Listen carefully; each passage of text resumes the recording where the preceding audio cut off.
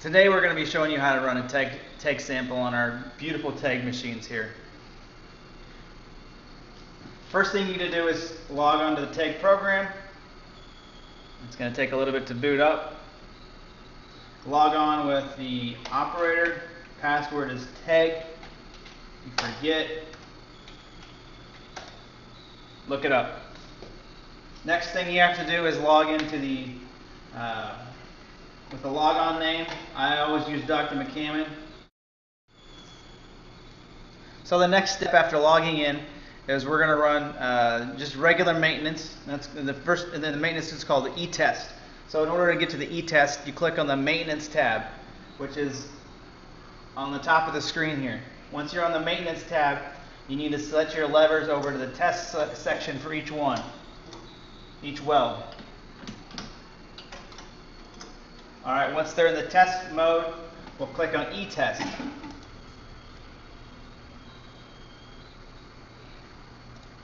And we'll do that for each of the 6 wells that we have here.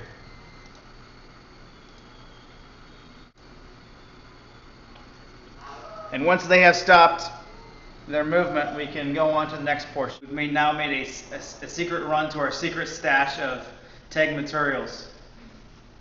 You can maybe figure out where we're at. But we have to grab some materials first. I'm grabbing some level 1 and level 2 TEGs for the control samples. So while I wait on our e-test to finish and go to equilibrium, I got our level 1 sample, and we're going to mix these together. So I have powder solution is going to get mixed in with the liquid here, and it's going to be mixed together.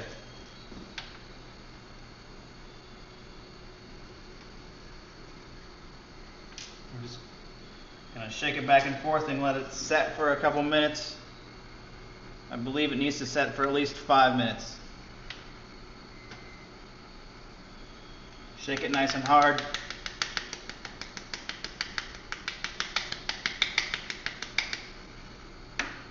There you go.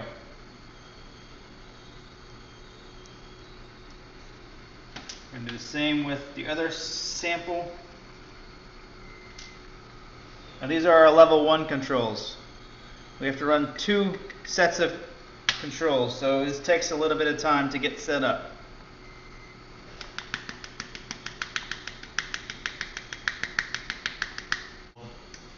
Sections there, I don't know what you call them. Click them down, push them down with some pressure.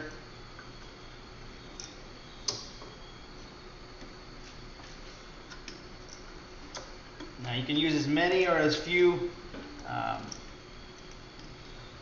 machines as you want to use here. And typically use at least 4 of them. Alright, so the next part what we're going to do is we're going to load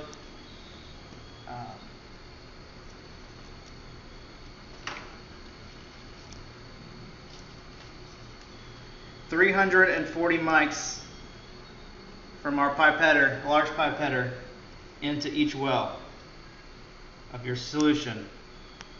Click only once.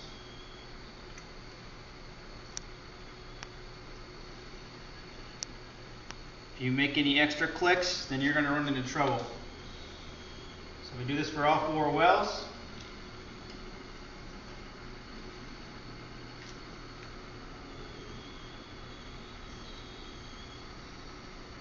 And you have to be consistent with each thing you use there.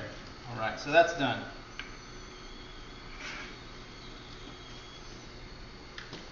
And the second thing we're going to do is we're going to go over to what we're our labels in our box here, and we're running the you got to figure out which the name of our level 1 control, and it should say here 429-1101. So I'm going to click on 429-1101. Next thing we're going to do is add 20 mics of calcium to each of these wells, and then start our sample here. Calcium was what activates it. Again, 1 click and you're done. Calcium comes in the red tube.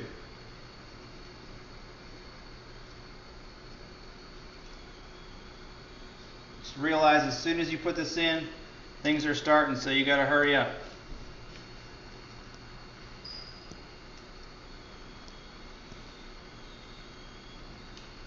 So I load.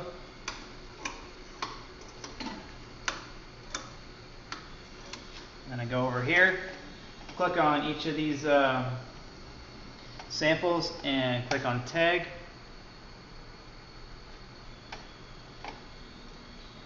And I screwed this up a little bit, but that's fine.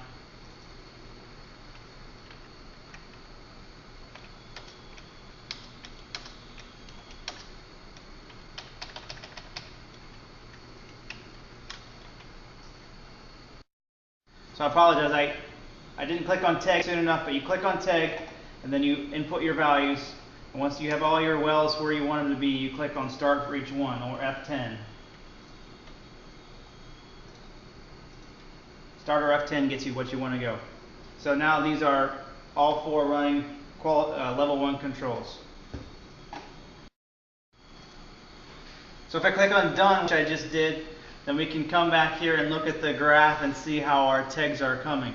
I just started this several seconds ago, so there's really no data on any of these graphs. However, if I click on the max menu here, it'll allow me to click on multi, take that back, click on all of these, and you can click on done and it should bring up everything here. And now our TEGs for all 4 samples are running right now.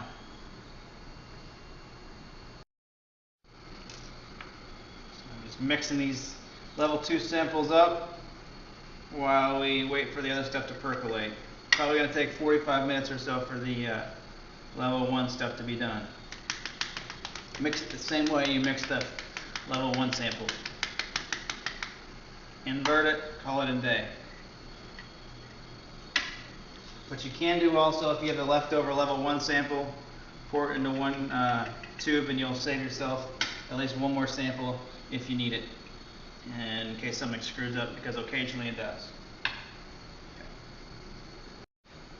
So our level 1 has completed. You can see here it stopped moving.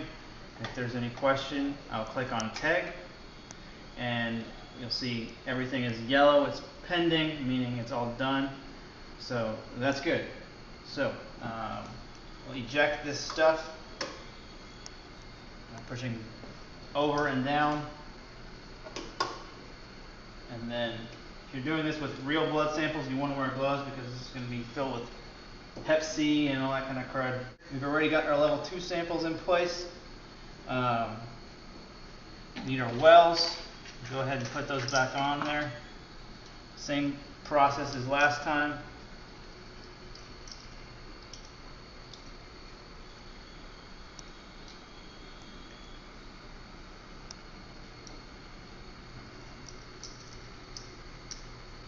One of these guys here.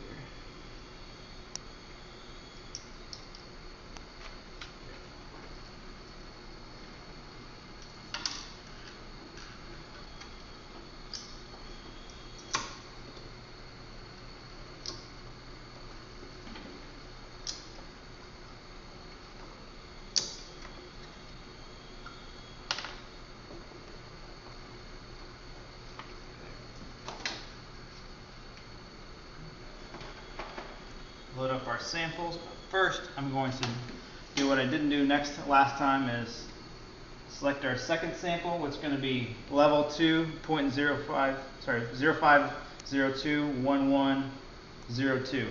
That's the sample here. It's going to be click on level 2 control. And so you do the same one here, all the way down for all 4 of them.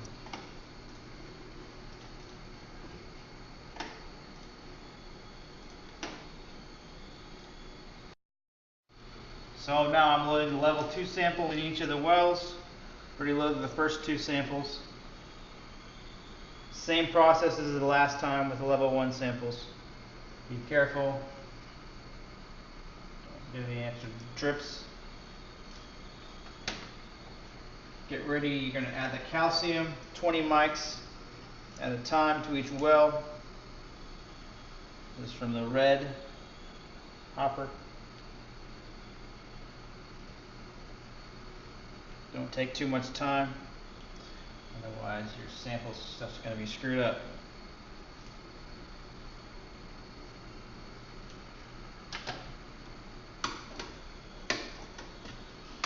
Load it, stick it over to test, F10 or start, and you're good to go. And they're running. So I'm going to click on done, and you can see I'm going to then click on all the different samples, watch them go. Click on TEG, and almost voila. Redo that here. Click on multi again, and then click on done, and it should go. And there they are, very slowly. So the controls have already been run. I've put new wells in these slots, and we are ready to roll with our blood sample. I set up the patient, clicked on Kalen because that's a Kalen sample, and we are ready to go. All we need to do now is go grab a blood sample from room 5, and we'll start running this. You guys ready? Now there was a small change in our plan because the patient was heparinated and on bypass, so we had to use a heparinase tube, but that's fine. I made a mistake when I was talking that you don't have to use calcium when you are using heparinated blood as long as there's no citrate in there. So 1 cc of blood mixes with Kalen, and then you take 360 microliters of that blood and put it in your well, and then you can start your sample because it's activated with Kalen. So if you hear anything on the video about mixing calcium and your heparinated blood, that's incorrect. Just ignore that. Any other samples that you want to run, it's typically run with just 360 microliters of blood and mixed with that Kalen. Into our Kalen tube, so that activates it.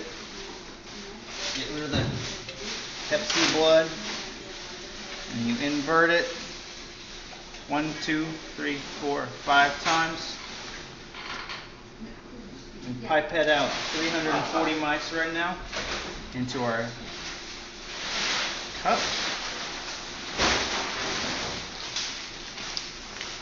Make sure there are no excess bubbles.